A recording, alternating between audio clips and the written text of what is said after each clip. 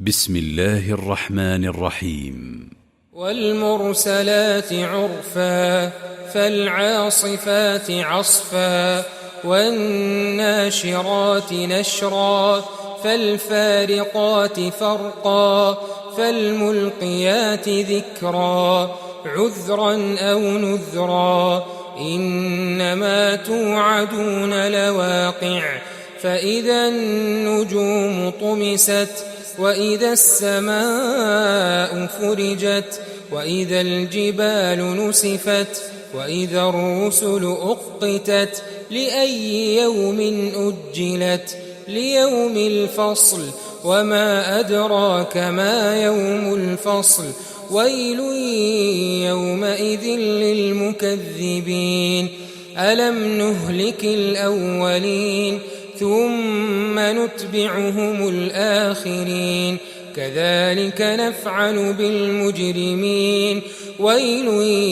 يومئذ للمكذبين ألم نخلقكم من ماء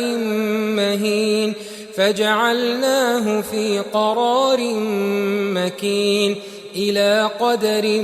معلوم فقدرنا فنعم القادرون ويل يومئذ للمكذبين ألم نجعل الأرض كفاتا أحياء وأمواتا وجعلنا فيها رواسي شامخات وأسقيناكم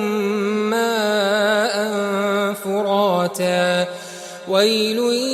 يومئذ للمكذبين انطلقوا إلى ما كنتم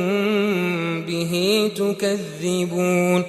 انطلقوا إلى ظل ذي 3 شعب لا ظليل ولا يغني من اللهب إنها ترمي بشرر كالقصر كأنه جمالة صفر ويل يومئذ للمكذبين هذا يوم لا ينطقون ولا يؤذن لهم فيعتذرون ويل يومئذ للمكذبين هذا يوم الفصل جمعناكم والأولين فإن كان لكم كيد فكيدون ويل يومئذ للمكذبين إن المتقين في ظلال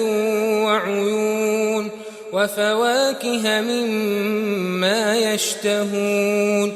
كلوا واشربوا هنيئا بما كنتم تعملون